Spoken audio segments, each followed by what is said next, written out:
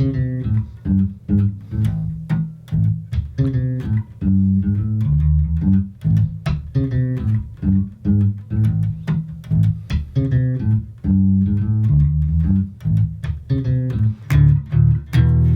everyone, Anthony Fantano, the best teeth in the game, here, the internet's busiest music nerd, and it's time for another edition of Let's Agree, where I come on camera here, not come on camera, I appear in front of the camera to agree with your well-established opinions, cold takes, and easy questions. Let's go! Freddie Mercury was a great singer and frontman. I agree. As far as frontmen with stage presence, a look, singing ability, just general talent, moves, of what I know of his lyric writing ability, presuming he's responsible for all of his lyrics, that was high quality as well. Not really a bad thing to say about Mr. Freddie Mercury. Gone too soon. Just wish he was around longer. Total fucking legend. Love the guy. Flamboyant by Dorian Elektra is a fantastic debut album. I agree. It's quite a great record. Very inventive, forward-thinking pop music that is very flamboyant, out there, eccentric, creative, chock full of personality, hooky, fun songs, and yeah, it's just generally very good. Hopefully the sophomore album is even better. I don't want to be disappointed. Don't fuck this up. You should make a Pink Floyd worst to best. I agree. I don't know when that will happen, but believe me, I do agree. Few things can beat finding a good song/album/band out of the blue. The feeling of seeing a band you love grow up and develop their sound further is also, honestly, almost unmatched. Yeah, you know, when you find that new good album or band that is just maybe not new to everybody, but at least new to you, and their stuff blows you away, it gives you something to look forward to. In our emotionally and economically crushing times, it's one of the few fucking joys in life we have left. Normally I would say new good bands and koalas, but given the bushfires in Australia right now, I don't know how long I can say both. There should be a clearer set of terms regarding sampling, something that would stop the overly high clearance costs and clarify what you can and cannot use. While an artist's work must be respected, being sampled can lead to a resurgence and new income generated by a new crowd. Yes, but for artists who are sampled and the industry at large, the mainstream labels, and so on and so forth, the rules and regulations and expectations regarding sampling, them being cloudy and those prices being very high just means more money in their pockets at the end of the day. So of course they're not going to come through with a streamlined process where it becomes super easy and simple and cheap for every artist to sample a song. It's not ever going to work like that. They would much rather it be confusing, convoluted, and all artists on the internet can sample as much as they want as long as they stay irrelevant. But as soon as their song hits, they come calling with the lawyers. Hey, it's cool you sampled our song, we love it, but you know, we see that you're getting like 100 million views on YouTube right now, and we want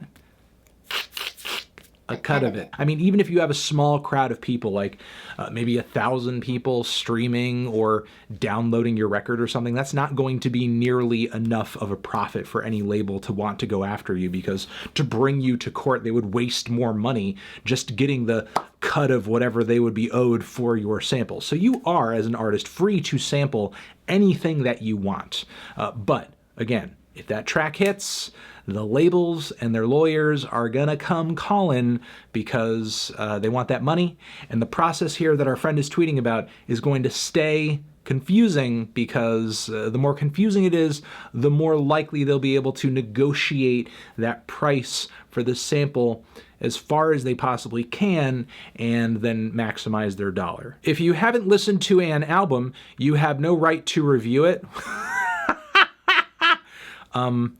Yes, I agree. I'm just confused as to under what conditions do people find themselves doing the opposite, or I don't know, arguing for the opposite. I don't know if there's really a case to be made against this one. I mean, maybe there is someone out there on the internet reviewing albums they've never heard ever, and you know, they're just coming on camera and just being like, yeah, this is the best, man. I love this. This is great. I love it. It's awesome, especially the part. Yeah, hit the like, subscribe. Yeah. Garlic bread is the best bread.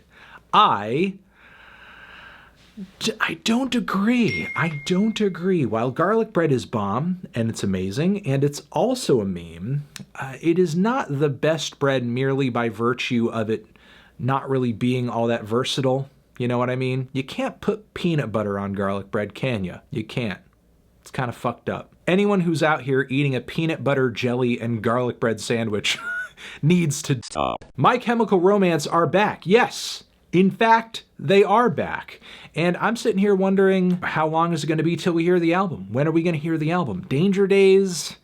You know, it's while that wasn't a great, you know, album to leave off with, one thing that's good about that is that they can only go up from there. They can't do worse than it. They can't do worse. So it's going to be better than Danger Days. So hey, Happy Days are here again. Great record to look forward to, I would say. What's the deal with airplane food? I mean, there's not really much of a deal to be had with airplane food. They give it to you for free, pretty much. I mean, just for the exchange of your money for a plane ticket, you get the airplane food for free, which, I don't know, I guess is kind of a deal. I mean, it's a deal considering that's not primarily what you paid for the ticket. You paid for the trip, and the food is just like bonus. Reviewing your music was a good series you should bring back more often in 2020. It's not something I've completely given up on or anything. I just haven't had the time to do it as of late. Things have been very busy, and usually the reviewing your music segments take a long time to shoot. You know, long spans of time that I don't usually have as of right now. But once I do get a bit more time to kind of settle down and, you know, shoot those segments in the way, the comfortable and kind of easygoing way that I like to, I will get back to doing them. Uncut Gems has both Adam Sandler and Kevin Garnett in it. Adam Sandler was also in Billy Madison, while Kevin Garnett won an NBA championship with the Boston Celtics. I agree with this factamundo, but what is the insinuation beyond this point, if any? I suppose this is let's agree, so I don't have to do anything other than just agree with what's being said here. But are you saying that, like, Billy Madison is as great an achievement as winning an NBA championship? Because, I mean, not entirely wrong. Halloween is the best holiday. Dressing up is fun and stuff, but I mean, you could dress up any day. I mean, I don't know. I feel like Halloween, if you care about dressing up and you think dressing up is fun and you like costumes and cosplay and all that shit, like, just cosplay all the time. Cosplay whenever you want to. You don't got to do it when fucking Halloween comes. On top of that, the candy is cool, but I'm vegan, so, like, not a lot of Halloween candy is vegan and stuff. So it's like, you know, the amount of candy I'm usually eating doesn't usually increase or decrease with Halloween. Plus, I'm too old to trick or treat at this point, and I'm also, like, too old to go to, like, you know, Halloween parties on college campuses where everyone's like, I don't know what, like a sexy cop or a sexy priest or a sexy Mr. Rogers. So I don't know what to tell you guys. Like, when you get old, just everything loses all meaning, and life is just like one big endless torture chamber one day after the next, and nothing is fun anymore, and you just struggle to want to live. Anthony, how much do you enjoy your line of work?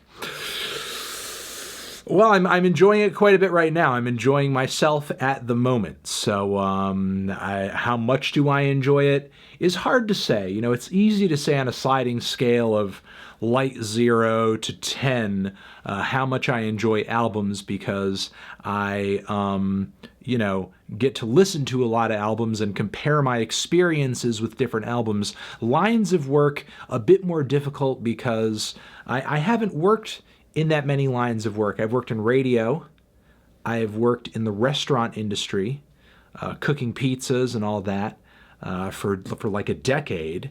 And after radio and working in the food industry, I transitioned over to working in YouTube, and those have been the lines of work that I've been involved in. And I'll say out of the three, it's my favorite so far, and I haven't seen another line of work I would rather be doing, outside of maybe starting an OnlyFans account and seeing how much money I can make off of ass pics. That is tempting. And there's not necessarily anything stopping me from doing that and reviewing albums at the same time, so I don't know, look for me to announce my OnlyFans account at some point in 2020. There's probably going to be a lot of 2020 vision bars this year. I'm not sure there will be. And you know what? I mean, as soon as like you get a few mainstream rappers saying it, it's not going to be that cool to say anymore. You know, somebody will be like, okay, that was said. That's been said. You know, who wants to be like the 10th guy saying that thing? But hey, if I'm wrong, clip this part of the video and post it all across the internet and just like show everyone how wrong I was. Jack Antonoff makes a lot of music. Well, he certainly produces a lot of music. He does make some music too. He does make some music, but like for the most part, he produces music, which I don't know if you could say it's making music. I guess it is making music, but it's not like he's the guy with his name on the album, on the front of the album anyway. He's obviously in the producer credits. Yeah, I mean, I'm really just splitting hairs here. He does make a lot of music. I agree. Jazz music is the jazziest of all genres. I disagree. Like it or not, good sir, gent is actually the jazziest of all genres. Don't ask me how. I'm not going to explain it. In fact, explaining it is totally below my pay grade. But I will tell you the truth, and that is that gent is the jazziest of all genres. Saying an album is influential doesn't mean it's good. Yes, it certainly doesn't mean it would be good to you or to me. But for an album to be influential, it's got to be good to somebody. You know, or at least whatever ideas on the record are influencing other people, unless they're influencing people in a negative way, you know, and like someone hears maybe like Logic Supermarket and they think, man, I don't want to do that. That's a type of influence, I suppose. Bricks and chairs, get swifty. Who's gonna come to get me? Well, I think that's going to be it for this edition of Let's Agree. Thank you very much for watching and sending me things to agree with. I appreciate that. Over here next to my head is another video you can check out. Hit that up or the link to subscribe to the channel. Anthony Fantano, Let's Agree forever.